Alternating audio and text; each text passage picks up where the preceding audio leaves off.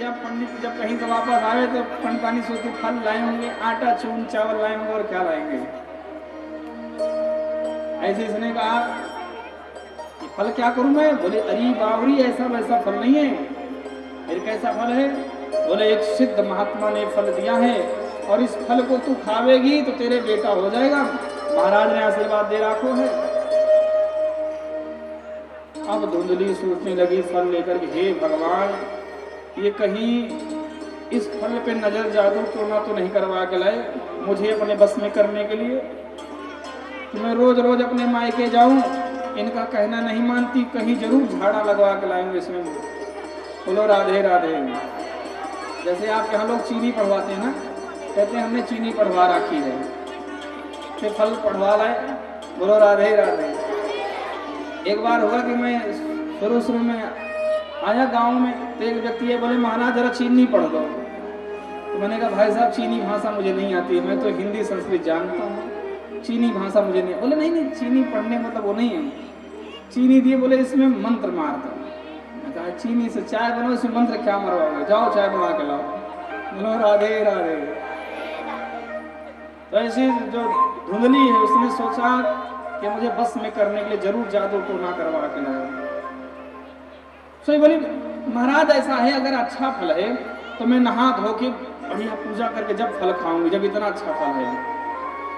अब तो ब्राह्मण देवता प्रसन्न हो गए, बोले ठीक है बिल्कुल पूजा पाठ करके शुद्ध मन से ही फल को खाना, और चले गए। अब धुंधली फल लेके सोच रही है इसे खाऊं कि ना खाऊं, खाऊं कि ना खाऊं। इतने में क्या हुआ, एक पड़ोसन आ गई। बोलो राधे राधे। पड़ोसन जब आई तो धुंधली बोली अरे बहन तू सही मौके पे आई, देख ये मेरे पति क्या लेकर आए, ये फल लेकर आए हैं और कह रहे हैं तू इस फल को खा ले तेरे बेटा हो जाएगा। अब तू ही बता बहन क्या फल खाने से बेटा बेटी होते हैं?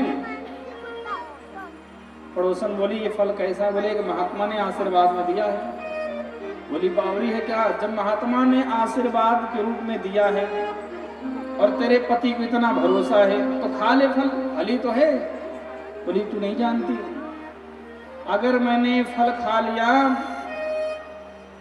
तो क्या होगा? फल भक्षेण गर्भाशद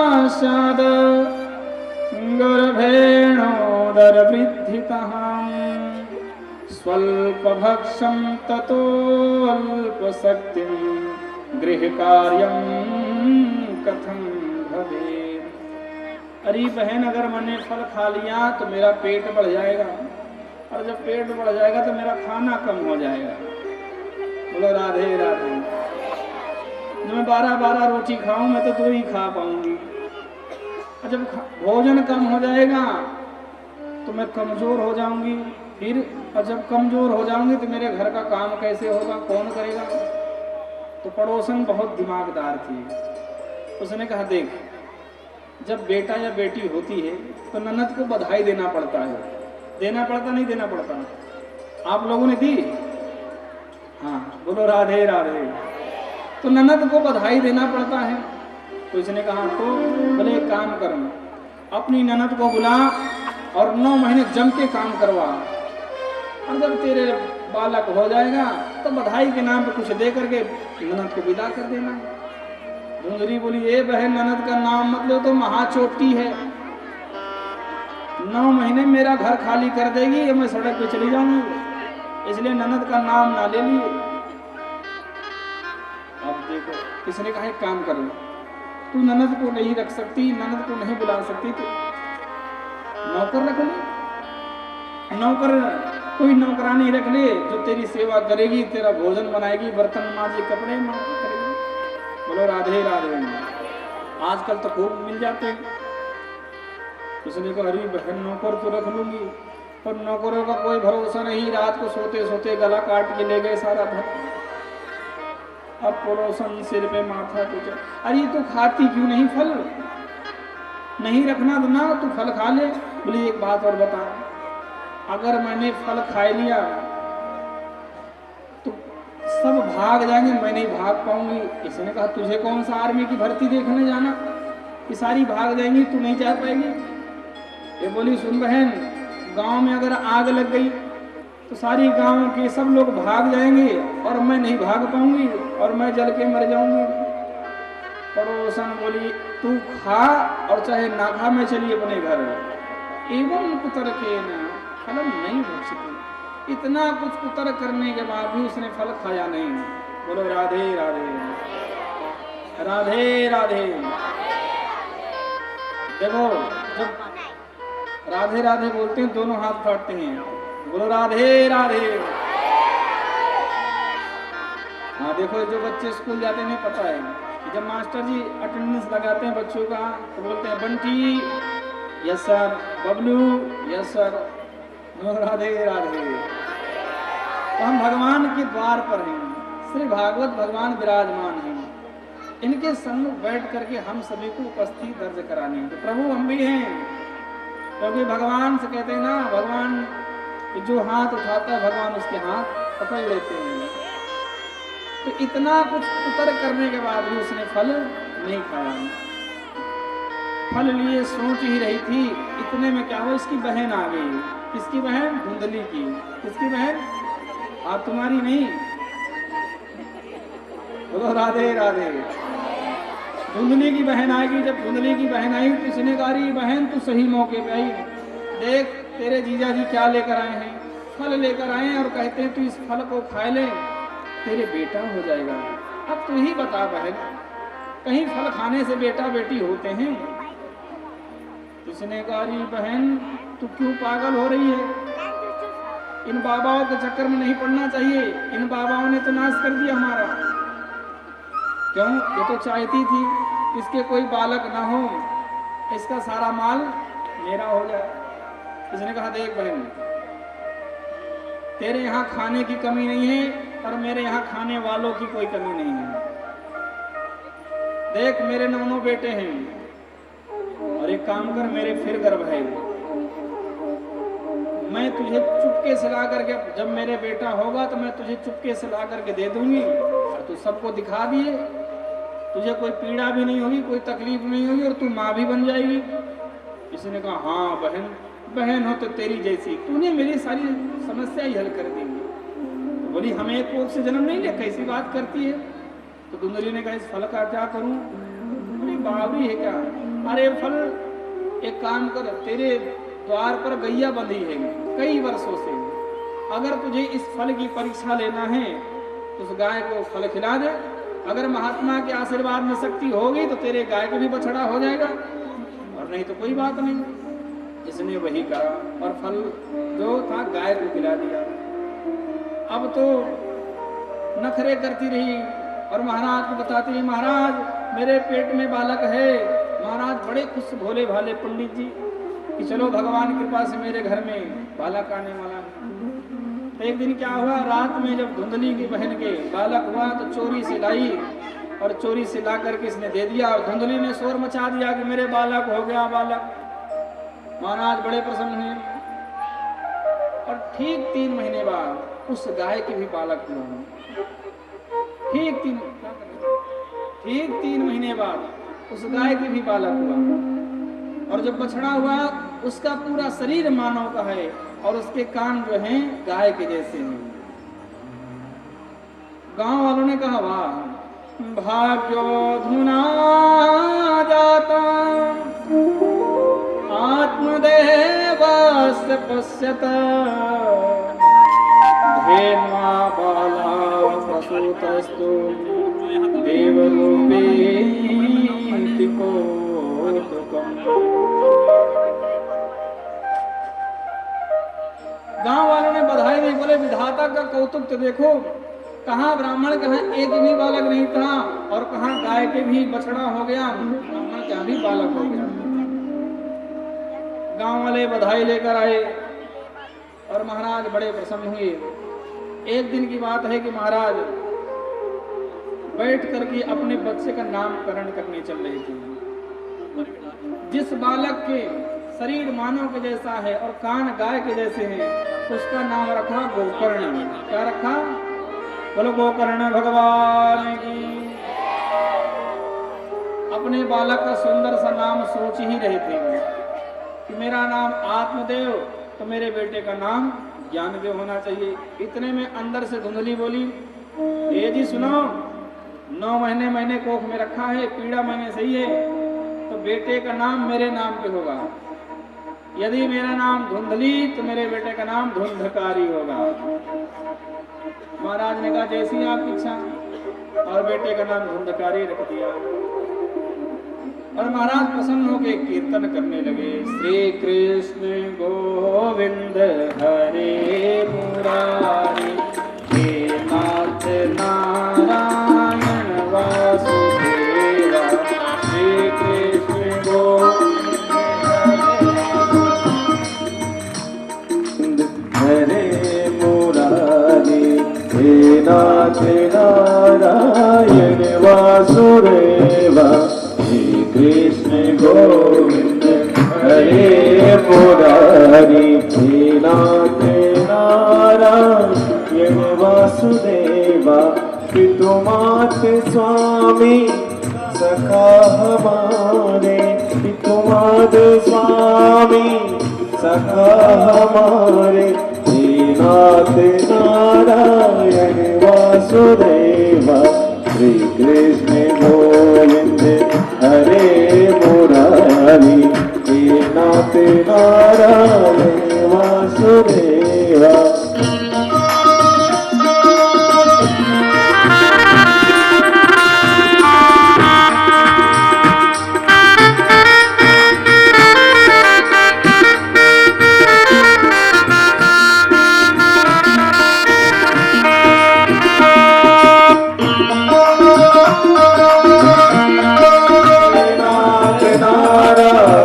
वासुदेवा, श्री कृष्ण गोविंद हरे मुरारी, हे नाथ नारायण वासुदेवा। बोले गोविंद भगवान की जय। महाराज ने बहुत सुंदर कीर्तन किया, दोनों बच्चे बड़े होने लगे। एक ने ख्याति प्राप्त करी, एक ख्यात हुआ और दूसरा कुख्यात हुआ। कियत काले न जातु तरुणो तनया बुभौ, गोकर्ण पंडितो ज्ञानी, धुंधकारी महाकला। समय बीता, दोनों बच्चे बड़े हुए, लेकिन जो गोकर्ण जी हैं वो महान प्रकांड विद्वान ज्ञानी हुए, और जो धुंधकारी है खल हुआ। बचपन से उसकी आदत उल्टे हाथ से खाना, नशा करना, झूठ बोलना, चोरी करना, लोगों को अपशब्द कहना। खल खल मतलब होता है खाए और लड़े, दो ही काम होते हैं खल के। क्या करें? खाए और लड़े, और कोई काम नहीं। इसे कहते हैं खल। जब धीरे धीरे बड़ा हुआ धुंधकारी, तो उसकी शिकायतें आने लगी। जिसे देखो वही शिकायत लेके आता, पंडित जी अपने लड़के को समझा लो, ये गलत काम करता है।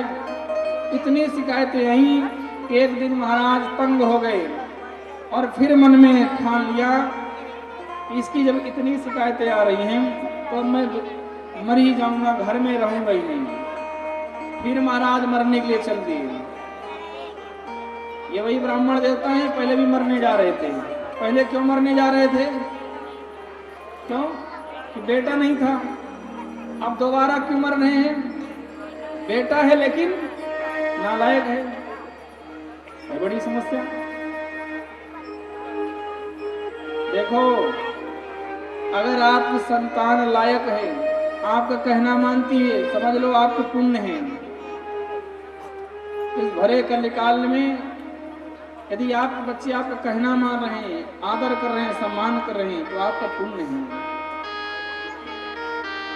ब्राह्मण देवता हताश हो गए और अपने बेटे के उस कार्य को देख करके जो लोग निंदा कर रहे हैं परेशान हो गए और मरने के लिए चल पड़े।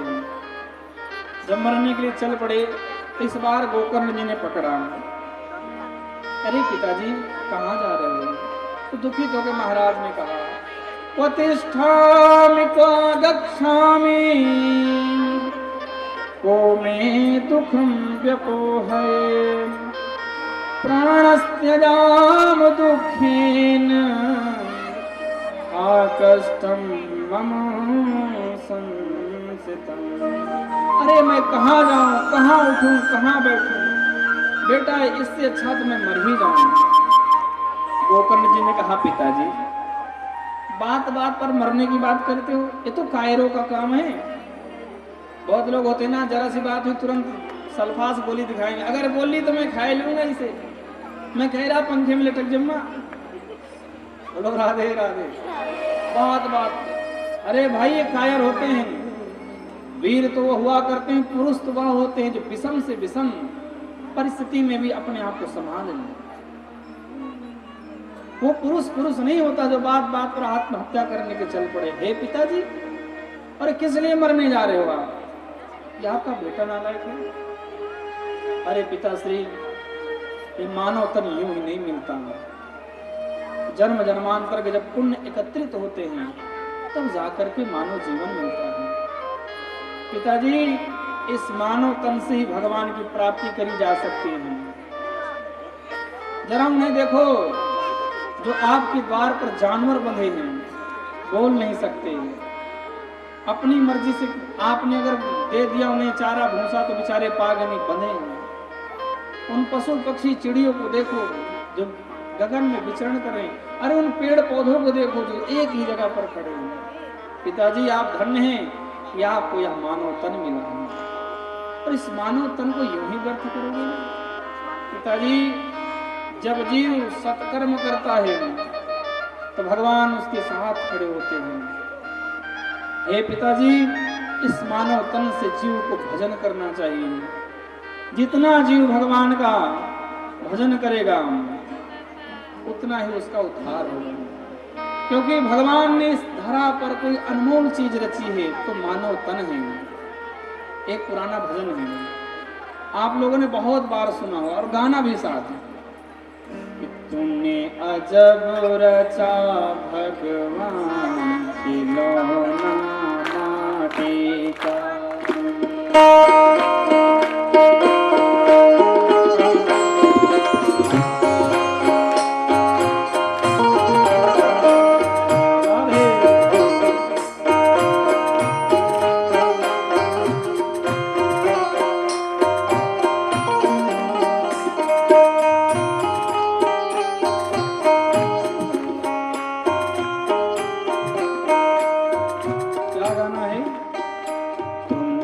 जब रचा भगवान खिलौना माटी का। तूने अजब रचा भगवान खिलौना माटी का। माटी का भाई माटी का, माटी का भाई माटी का। तूने अजब रचा भगवान खिलौना माटी का। तूने अजब रचा भगवान खिलौना। दोनों हाथ से तालियों की सेवा करेंगे। राधे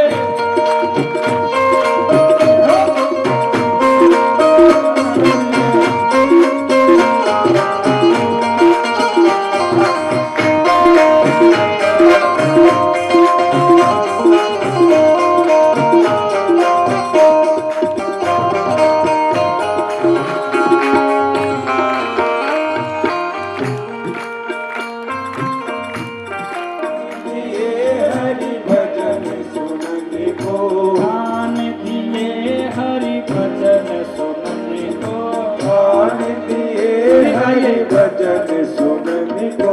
देखो, मुझे मास्टर जी, सुनील जी और आप गांव वालों ने कथा करने के लिए बुलाया है।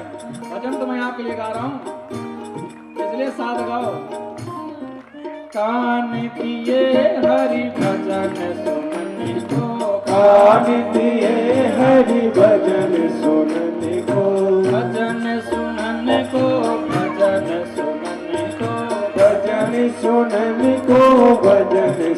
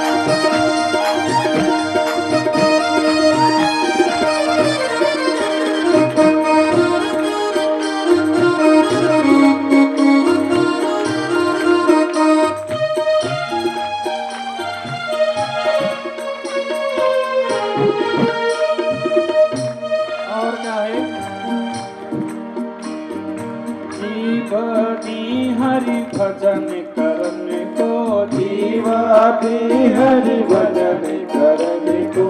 जीव किस लिए मिली है? भगवान का भजन करने के लिए। किसी को भला बुरा कहने की कोई जरूरत नहीं है। जीव दिए हरि भजन करने को, जीव दिए हरि भजन करने को। भजन करने को, भजन करने को, भजन करने को, भजन करने को। जीव दिए हरि भजन करने को, जीव दिए हरि भजन करने। आंखें दी कर पहचान खिलौना माटी का, जब रचा भगवान खिलौना माटी का। माटी का भई माटी का, माटी का भई माटी का। तूने अजब रचा भगवान खिलौना माटी का। तूने अजब रचा भगवान खिलौना माटी का।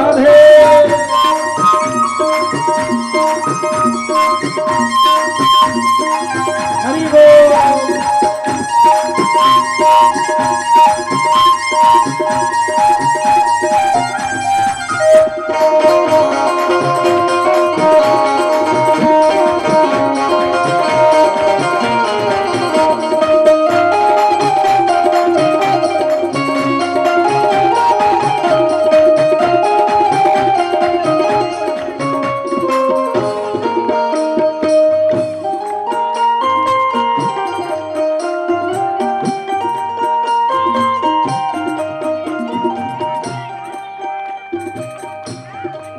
शीस दिए गुरु चरण झुकने को, शीस दिए गुरु चरण झुकने को। शीस दिए हरि चरण झुकने को, शीस दिए हरि चरण छुवने को। चरण झुकने को, चरण झुकने को, चरण झुकने को, चरण झुकने को। देखो हमारे यहाँ पहले परंपरा थी कि जब कोई संत आता था, महात्मा आता था, माता पिता तो दंडवत प्रणाम करते थे लेट करके। देखा कि नहीं देखा? ऐसा बदला पैर छूने लगे। फिर और जरा चेंजिंग हुई, राम राम करने लगे। और कईयों ने तो हद कर दी, ऐसे करेंगे यहाँ समझने ऊपर ही मिलेंगे। अरे राम राम जी तो बतावे कि महाराज यहाँ जगह नहीं, ऊपर ही मिलेंगे। अरे भाई नरक में जगह नहीं रहेगी, नरक में सब दीवार पे बैठेंगे, यहीं कर लो भगवान का भजन। शीस दिए हरि चरण झुकने को, शीस दिए हरि चरण छुवने को। शीस दिए हरि चरण झुकने को, शीस दिए हरि चरण झुकने को। हाथ दिए करदान खिलौना माटी का, तूने जब रचा भगवान खिलौना माटी का। माटी का भय माटी का, माटी का भय माटी का। तूने जब रचा भगवान खिलौना माटी का। तूने जब रचा भगवान खिलौना माटी का। तूने जब रचा भगवान खिलौना माटी का। बोलिए वृंदावन बिहारी लाल की। देखो जो भगवान के भक्त होंगे वो जयकारा लगाएंगे और जो शैतान के भक्त होंगे बैठे रहेंगे। बोलिए भागवत भगवान की। पीछे वाले रह गए शायद। तूने अजब रचा भगवान खिलौना। भगवान ने कितना दूर तक। अरे बोले पिताजी आप इसलिए मरने जा रहे हो, आपको दुख है? पिताजी ये बताओ संसार में सुखी कौन है? जिसके पास आप 2-4 दिन बैठो वो तुम्हारी बंद करके अपनी रामायण खोल लेगा। बोले तुम्हें तो कुछ भी दुख नहीं है, हमारा जरा सुनो। दीन कहे धनवान सुखी, धनवान कहे सुख राजा को भारी। राजा कहे महाराज सुखी, महाराज कहे सुख इंद्र को भारी। इंद्र कहे चतुरानन सुखी, चतुरानन कहे सुख विष्णु को भारी। पर तुलसीदास विचार कहे, बिन संतोष सब जीव दुखारी। न चंद्रस्य सुखम किंचिन सुखम चक्रवर्तिनः, सुखमस्ते विरक्तस्य मुनिरेकांत जीवनः।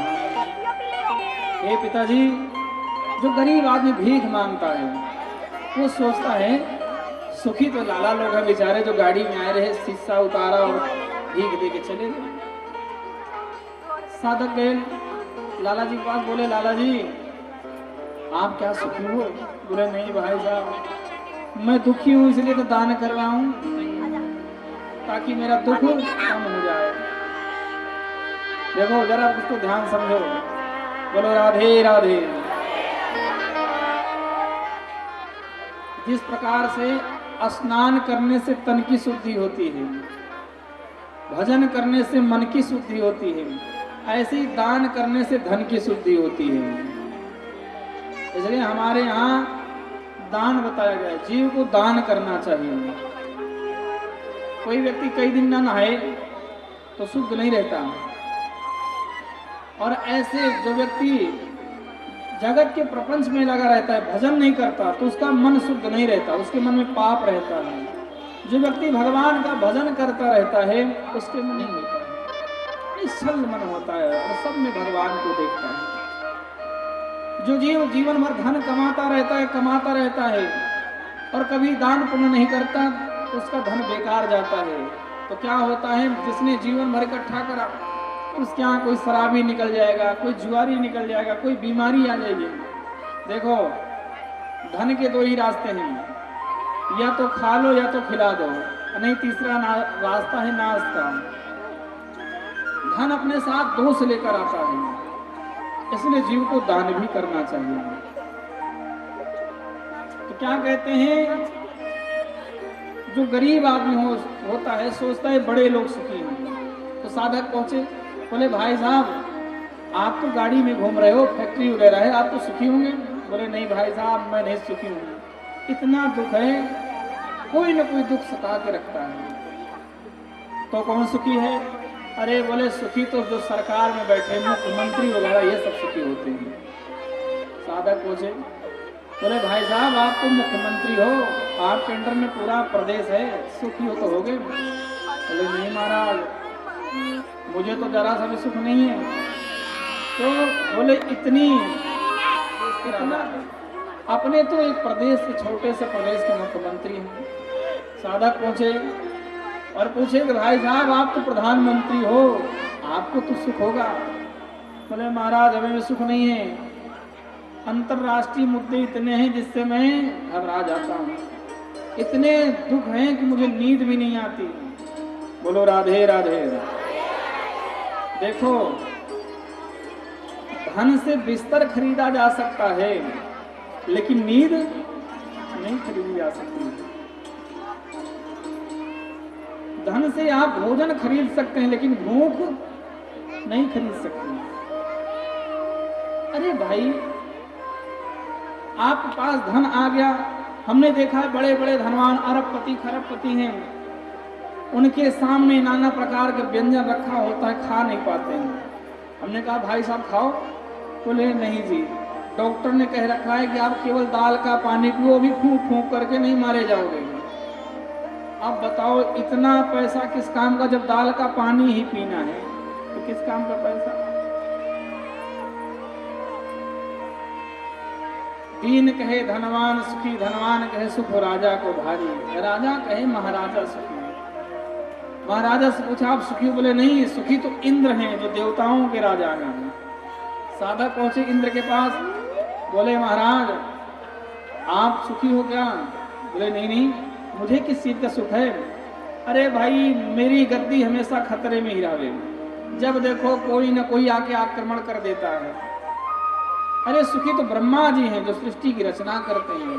ब्रह्मा जी के पास में ब्रह्मा जी बोले मैं सुखी नहीं, सुखी तो भगवान विष्णु हैं। पर तुलसीदास कहते हैं कि बिना संतोष सब जीव दुखारी। जिसके मन में संतोष नहीं होता है वह जीवन भर दुखी ही रहता है। बोलो राधे राधे। सबसे बड़ा सुख है संतोष का। आजकल देखो लोगों को कितनी बीमारियां आ गई हैं। पहले की जिंदगी मौन से चलती थी, इसलिए लोग सुखी थे। कोई चीज नहीं होती, बोले भैया चुप रहे, राम राम कर सब हो जाएगा। पहले की जिंदगी मौन से चलती थी और आज की जिंदगी लोन से चलती है, इसलिए लोग दुखी हैं। किससे चलती है?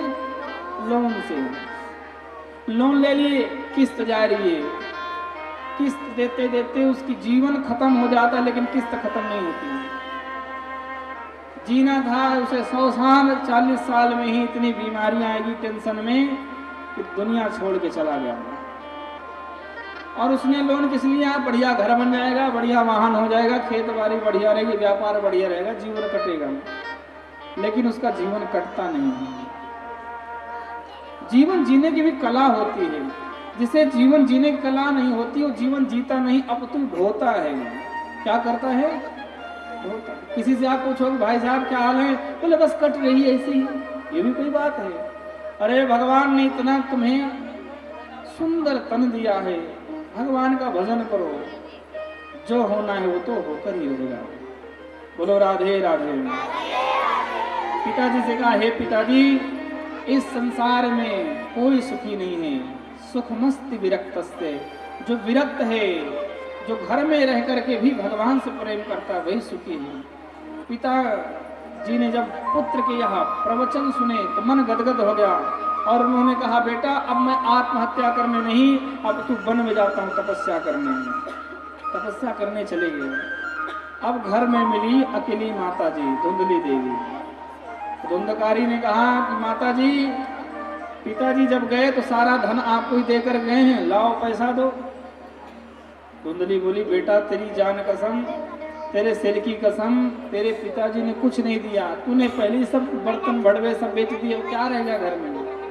बोला सही सही बताओ, नहीं बहुत मारूंगा। और एक दिन तो क्या हुआ, अपनी माँ को उसने जलती लकड़ी लेकर के दौड़ा। बोला धन देती है, रुपया देती है कि मारो तुझे। अब धुंधली रोने लगी, बोली हे भगवान कैसा बेटा तुमने दिया। और इतनी दुखी हो गई कि तो मुझे रोज मारता है, रोज पीटता है, रोज अनाप शनाप बातें करता है। रात के अंधेरे में धुंधली कुएं में कूद करके अपने प्राण को त्याग दिया। महाराज आत्मदेव को ज्ञान था इसलिए वो चले गए वन में भगवान का भजन करने। धुंधली को ज्ञान नहीं था इसलिए उसने कुएं में कूद करके अपने प्राण त्याग दिए। अब घर में बचे गोकर्ण जी। गोकर्ण जी ने कहा कि भैया वो कोई नहीं है, अपना ही नंबर लगेगा। इसलिए गोकर्ण जी बोले, धुंधकारी भैया मेरी इच्छा है मैं जरा तीर्थ कर आऊं। इसने कहा ठीक है जाओ। और धुंधकारी ने जब आदेश दिया, गोकर्ण जी वन को चले गए, अनेक तीर्थों में भ्रमण करने लगे। अब घर खाली हो गया। तो जो धुंधकारी था, गांव के बाहर एक वेश्यालय था, वहां से 5 नर्तकियों को, 5 औरतों को लाया, अपने घर में बिठा लिया और 5 वेश्याएं आ गई। रोज नाच गाना होता और यार शराब पीता, मदिरा पीता। और भैया जब तक धन रहेगा तभी तक वो रहेंगी, वो तो पैसे की आ रहे हैं। बोलो राधे राधे। अब जब इसका पैसा खत्म हुआ तो उन्होंने मांग करी कि भाई पैसे दे, नहीं हम तेरे घर से जाएंगे। उसने कहा चिंता मत करो। उसने चोरी करना शुरू कर दिया। एक दिन तो राजा के यहाँ चोरी करी, इतना धन लाया, जितनी 5 वेश्याएं थी वो सारी सोचने लगी, अरे बहन ये तो रोज चोरी करता है और किसी दिन पकड़ा गया तो हम सारी की सारी मारी जाएंगी। तुम कैसे मारी जाओगी? बोले काम करो, पहले इसे मदिरा पिलाओ। धुंधकारी को मदिरा पिला दिया और सुला दिया और बैठ करके सलाह करने लगी, गरीब बहन जिस दिन पकड़ा जाएगा तो राजा का हमारा नाम बताएगा और राजा इसके साथ हमें भी फांसी देते हैं, बराबर हिस्से करे। बोले अब एक काम करो, इसे मार देती हैं, अगर हमने इसे नहीं मारा तो हमारे पीछे पीछे आएंगे। 500 वेश्याओं ने मिलकर के जब उसे मारना शुरू करा तो चिल्लाने लगा, एक दौड़ी दौड़ी गई और चूल्हे से जलती आग लाई और उसके मुंह में ठूस ठूस करके उसे मार दिया। तप्तंगारा समूहांस तन्मुखे ही विचिक्षुपु अग्निज्वालाति दुःखेन व्याकुलो निधनं गतः। उसके मुख में अग्नि की ज्वाला जब भर दी तो व्याकुल होकर के तड़पता हुआ मरा। जब मर गया तो 500 कहने लगी अब इसे कहाँ ले जाएं, तो मर गया। तो 500 ने सलाह करा, उसी के घर में उसे वहीं पर खोद के दफना दिया और धन लेकर के चली गई। अभी महान प्रेत बना। प्रेत योनि में कौन लोग जाते हैं? जिनकी अकाल मृत्यु होती है, जो जल में डूब करके सांप के काटने से, एक्सीडेंट में मारे जाते हैं, किसी के द्वारा हत्या कर दी जाती है, फांसी खा करके जो मरते हैं, जहर खा करके, विषपान करके जो लोग मरते हैं, ऐसे लोग प्रेत बनते हैं। और प्रेत योनि की असहनीय पीड़ा होती है। भूख लगी होती है, प्रेत कुछ खा नहीं सकता, प्यास लगी होती है, कुछ पी नहीं सकता। महान दुखदाई है प्रेत योनि। धुंधकारी प्रेत बना। गोकर्ण जी जब यात्रा पूरी करके आए, रात में क्या आए तो क्या देखते हैं, घर उनका पूरा खंडहर बना पड़ा है। तो रात्रि में साफ करके लेट गए। लेटे थे, इतने क्या हुआ कि उनके सम्मुख काला काला भैंसा प्रकट हुआ और थोड़ी देर में वह भैंसा जो है देखते देखते हाथी बन गया और थोड़ी देर में ही एक काला काला पुरुष बन करके प्रकट हुआ और हाथों से इशारे कर रहा है, बोल नहीं पा रहा है। गोकर्ण जी ने जल लिया, गायत्री मंत्र पढ़ के जब छींटा मारा तो बोल पड़ा। गोकर्ण जी ने कहा तुम कौन हो और क्यों यहाँ आए हो? तो बोल पड़ा कि अहम भ्राता त्वदीयोऽस्मि धुंधकारी नामता स्वकीयेनैव दोषेण ब्रह्मत्वं नासितं। हे भैया, मैं आपका भाई धुंधकारी हूँ। भैया ये तो मेरी प्रेत योनि मिली है, ये मेरे ही कारण मिली। इसमें आपका माता पिता का किसी का कोई दोष नहीं है। देखो, जब जीव गलती करता है और गलती मान लेता है, उसी में उसकी भलाई है। कई लोग होते हैं गलती भी करते हैं और गलती भी नहीं मानते हैं। उन्हें पछतावा तब होता है जब बहुत देर हो जाती है। धुंधकारी आज प्रेत बना है, तड़प रहा है और बोला भैया, हे मेरे भाई, मुझे इस प्रेत योनि से मुक्ति दिलाओ, बड़ी पीड़ा हो रही है। गोकर्ण जी ने कहा ठीक है, अभी तुम चले जाओ, मैं बाद में सोचता हूँ। प्रातः काल सूर्य भगवान की आराधना करी, पूजा किया। देखो, सबको उठ करके सूर्य को जल जरूर देना चाहिए। बोलो राधे राधे। सूर्य को पूजा करी और कहा हे सूर्य भगवान, हे प्रभु कृपा करो, तुभ्यं नमो जगत् साक्षिं ब्रूहि मे मुक्ति हेतुकं। हे जगत के साक्षी सूर्य भगवान, कृपा करो और मेरे भ्राता की जिस प्रकार से मुक्ति हो वह उपाय करो। आकाशवाणी हुई, हे गोकर्ण जी, श्रीमद्भागवतानुमुक्ति सप्ताहं वचनं कुरु। हे गोकर्ण, यदि आपको अपने भाई को मुक्ति दिलानी है, उसे श्रीमद्भागवत सप्ताह कथा श्रवण कराओ। गोकर्ण जी बड़े प्रसन्न हुए और भादव के, बोलो राधे राधे, आषाढ़ मास में, आषाढ़ के महीने में भागवत कथा रखी गई। जब गांव वालों ने सुनी कि हमारे गांव में भागवत होने चल रही है, सभी गांव के ग्रामवासी सब दौड़ पड़े कि भगवान की कथा होगी, भगवान की कथा होगी। और भगवान कथा सुनने के लिए गांव वाले आ गए। कथा आरंभ हुई, धुंधकारी आया, उसने कहीं बैठने की जगह नहीं मिली, बैठता तो हवा चलती उड़ जाता। बोला भ्राता श्री हे गोकर्ण जी, मैं कहीं बैठ नहीं पा रहा हूँ। तो गोकर्ण जी ने एक 7 गांठ का बांस गाड़ दिया, उसी में वहां घुस करके बैठ गए। कथा होने लगी। पहले दिन कथा हुई तो उस बांस की पहली गांठ फट गई, दूसरे दिन दूसरी, तीसरे दिन तीसरी, और ऐसे करके 7 दिनों में 7 गांठ फट गई। और जब कथा पूर्ण हुई तो जो धुंधकारी था वो धवल वस्त्रों में प्रकट हो गया। बोलिए भागवत भगवान की। और धवल वस्त्रों में प्रकट होकर के भागवत की स्तुति करने लगा। धन्या भगवती वार्ता प्रेत पीड़ा विनाशिनी सप्ताहोऽपि तथा धन्यः कृष्णलोक फलप्रदः। हे भ्राताश्री, धन्य है यह भागवत, धन्य है यह भागवत जो प्रेत की पीड़ा को नष्ट करती है। इस कथा को सुन करके आज मैं तृप्त हो गया, धन्य हो गया। मैं तो कहता हूँ हे भ्राताश्री, संसार में जितने भी प्राणी हैं सभी को भागवत कथा श्रवण करनी चाहिए और अपने जीवन को धन्य बनाना चाहिए। इतनी बात कर रहे थे, इतने में 2 विमान आए।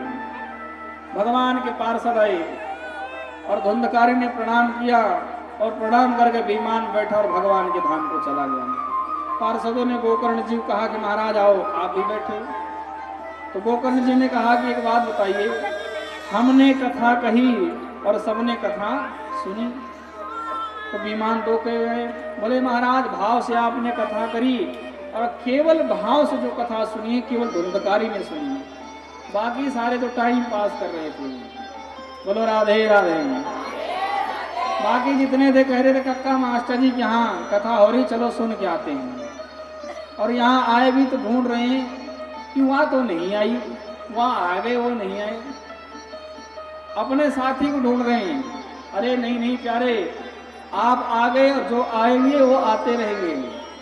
प्रभु कथा सुनो, क्योंकि ये कथा बड़ी दुर्लभता से मिलती है। क्योंकि जो हमारा मन है ना, एक पाप चीजों को, गलत चीजों को बड़ी जल्दी आकर्षित कर लेता है। एक संत ने कहा अपनी आदत दूध पीने की डालो। क्यों? दूध पीने की आदत नहीं डालोगे तो शराब पीने की आदत अपने आप लग जाएगी। पढ़ने के लिए, आप डिग्री पाने के लिए आपको पढ़ना पड़ता है, साक्षर होने के लिए पढ़ना पड़ता है। अनपढ़ के लिए कोई डिग्री की जरूरत नहीं है। मत पढ़ो, अनपढ़ हो जाओगे। या कोई डिग्री लेना पड़ता है अनपढ़ होने के लिए? नहीं ना। ऐसे ही जोर देना पड़ता है। भगवान कथा को सुनने के लिए, पूजा करने के लिए मन को समझाना पड़ता है, मन मान जा, नहीं तो ये मन बड़ा चंचल है, मेरा मन बड़ा चंचल है, कैसे तेरा भजन करूं। बोलो राधे राधे। महाराज आपने भाव से कथा कही और धुंधकारी ने भाव से कथा सुनी, बाकी सारे तो टाइम पास करने आए थे। गोकर्ण जी बोले कोई बात नहीं, तुम विमान लेके जाओ, दोबारा भागवत होगी। और दोबारा भागवत हुई। इस बार सारे गांव वाले सजग हो गए कि भैया कुछ भी हो जाए पूरी कथा सुनेंगे, टाइम पे आएंगे और टाइम पे जाएंगे। सभी बैठ करके कथा सुनने लगे। और जब कथा पूर्ण हुई तो इस बार भगवान विष्णु साक्षात प्रकट हो गए। बोले विष्णु भगवान की। भगवान साक्षात प्रकट हो गए और भगवान ने गोकर्ण को गले से लगा लिया और बोले हे गोकर्ण जी, तुम धन्य हो, तुम धन्य हो। और जिस प्रकार से भगवान राम वासियों को लेकर के वैकुंठ को गए थे, उसी प्रकार भगवान विष्णु गोकर्ण जी के सभी ग्रामवासियों को लेकर के चले गए। इसलिए कहते हैं यदि भगवान को पाना है तो भगवान के नाम की माला करनी चाहिए। बोलो राधे राधे। राधे राधे। सही सही बताओ कौन कौन लोग हैं जो भगवान के नाम की माला करते हैं? हाथ उठाओ। अरे बाप रे। इतने ही बस।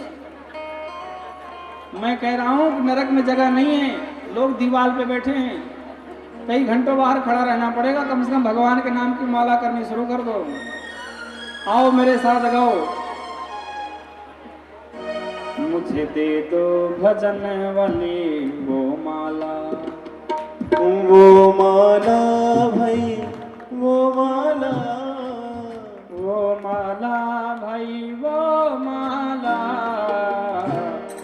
मुझे दे दो भजन वाली वो माला, मुझे दे दो भजन वाली वो माला, मुझे दे दो भजन वाली वो माला, दे दो भजन वाली वो माला, मुझे दे दो भजन वाली वो माला, मुझे दे दो भजन वाली वो माला, मुझे दे दो भजन वाली वो माला, मुझे दे दो भजन वाली वो माला, वो माला, वो माला, वो माला, वो माला, वो माला, वो माला, वो माला, वो माला, मुझे दे दो भजन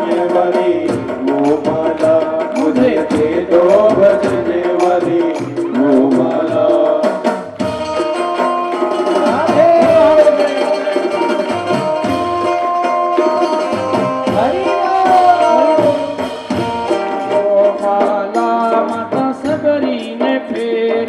जो माला माता सबरी ने फेरी, सबरी ने फेरी माता सबरी ने फेरी, वो सबरी ने फेरी माता सबरी ने फेरी, वो माला माता सबरी ने फेरी, वो माला माता सबरी ने फेरी, जो माला माता सबरी ने फेरी, जो माला माता सबरी ने फेरी, जो माला माता सबरी ने फेरी, जो माला माता सबरी ने फेरी। क्या हुआ क्या हुआ? छोटे बेर को खा गए राम लाला, छोटे बेर को खा गए राम लाला, मुझे दे दो भजन वाली वो माला, मुझे दे दो भजन वाली वो माला।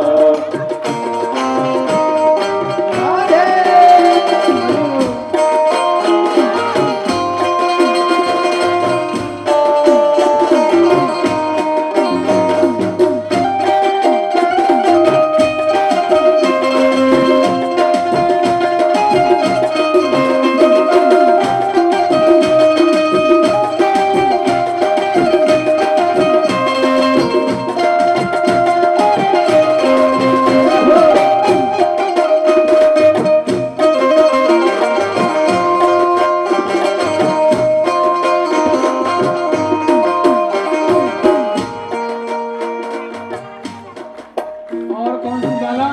अरे सुनो। जो माला हनुमान ने फेरी, जो माला हनुमान ने फेरी, जो माला हनुमान ने फेरी, जो माला हनुमान ने फेरी, जो माला हनुमान ने फेरी, जो माला हनुमान जी ने फेरी, जो माला हनुमान ने फेरी, जो माला हनुमान ने फेरी। क्या हुआ? देखो लंका को पल में जला डाला, देखो लंका को पल में जला डाला, मुझे दे दो भजन वाली वो माला, मुझे दे दो भजन वाली वो माला।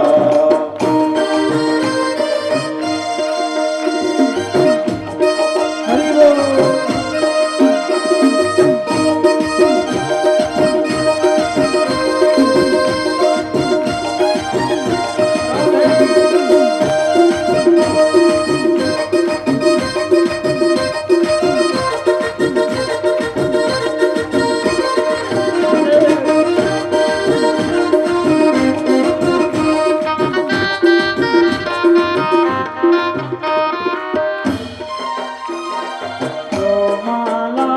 मीरा बाई ने फेरी, जो माला मीरा बाई ने फेरी, जो माला मीरा बाई ने फेरी, जो माला मीरा बाई ने फेरी, जो माला मीरा बाई ने फेरी।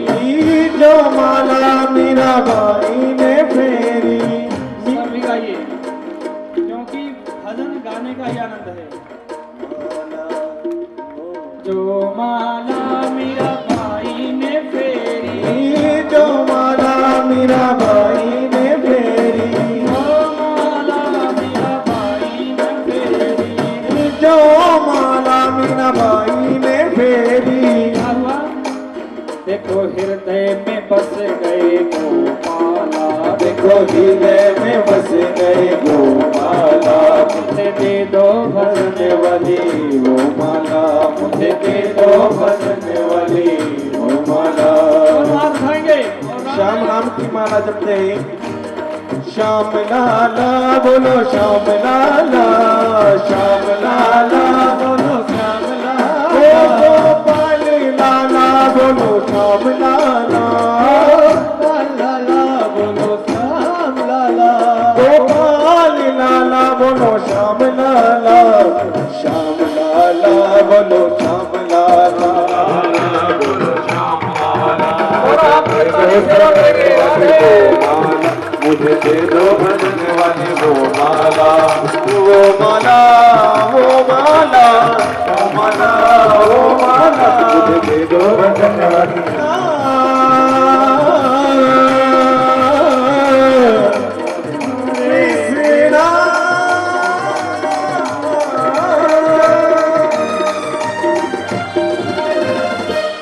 बोलिए गोविंद भगवान की। क्या करें साधक? मुझे दे दो भजन वाली वो माला, जो माला द्रौपदी जी ने भजी। देखो चीर बढ़ाए नंद लाला, मुझे दे दो भजन वाली वो माला। ऐसी माला हो कि भगवान दौड़े हुए चले। भागवत की महात्म में बड़ी सुंदर कथा होती है। सभी ऋषियों ने कहा महाराज कथा सुनने का क्या नियम है? बोले देखो जिसे कथा सुनना चाहिए, कथा सुनने वालों को व्रत रहना चाहिए। क्या रहना चाहिए? और व्रत नहीं रह सकते तो एक टाइम भोजन करिए। बोले महाराज जो भी ना कर सके तो बोले दोनों टाइम खाओ, लेकिन कथा विधान सुनो। और जो लोग कथा भगवान के भक्त होते हैं, कथा सुनते हैं, उन्हें विशेष करके लहसुन प्याज भी नहीं खाना चाहिए, त्याग देना चाहिए। क्योंकि जो वैष्णव होते हैं वो लहसुन प्याज नहीं खाते। क्यों? लहसुन प्याज जो होता है तामसिक में आता है। भले ही आयुर्वेद में इसे औषधि बताई गई है, लेकिन भजन में बाधा करता है। क्योंकि जैसा खाओगे अन्न वैसा होगा, क्या होगा? मन। जैसा खाओगे अन्न वैसा होगा मन। इसलिए साधक को सोच समझ करके ही भोजन करना चाहिए। इसलिए भगवान की जब पूजा कथा होती ज्यादातर कहते हैं कि आप सात्विक भोजन लो, लहसुन प्याज का सबका त्याग कर देना चाहिए। और विशेष करके सुनो, जिसके जिसके घर में ठाकुर जी रहते हैं उनको तो लहसुन प्याज उनके घर में कभी बनना ही नहीं चाहिए। कई लोग होते हैं दोनों टाइम तड़का लगाते हैं, बोले महाराज इसके बिना स्वाद ही नहीं आता। अरे भाई नियम और बद्धता के साथ रहने में ही आनंद आता है। आप कभी बिना लहसुन प्याज का भोजन बनाओ, आपको आदत पड़ जाएगी और भगवान की ऐसी कृपा होगी कि आपका भक्ति में मन और लगने लगेगा। बोलो राधे राधे। देखो जो शाकाहार भोजन करते हैं उनका चेहरा देखो कैसे खिला खिला रहता है, और जो लोग मांसाहारी होते हैं उनको चेहरा देख के दिन में भी डर लगता है। दिन में भी डर लगे, इतना भयानक चेहरा हो जाएगा। इसलिए भोजन का विशेष ध्यान होना चाहिए। बोले महाराज, और बोले जीव को भगवान की भक्ति करना चाहिए और कथा श्रवण करते समय एकाग्रचित होकर के एक आसन पर बैठ के कथा सुननी चाहिए। और जितना हो सके कथा सुनने के बाद जीव को भजन कीर्तन करना चाहिए, क्योंकि पहले सुनो फिर बाद में सुनो। और कथा सुनने के बाद जब जीव अपने घर को जाए, व्यक्ति अपने घर को जाए, तो रास्ते में प्रभु का गुणगान करता जाए, हरे कृष्णा कृष्णा कृष्णा हरे हरे, हरे राम राम राम बोलो हरे हरे। देखो यहाँ पर कोई जीएसटी नहीं है, खूब भगवान का भजन करो। हरे कृष्णा, आप बोलो हरे कृष्णा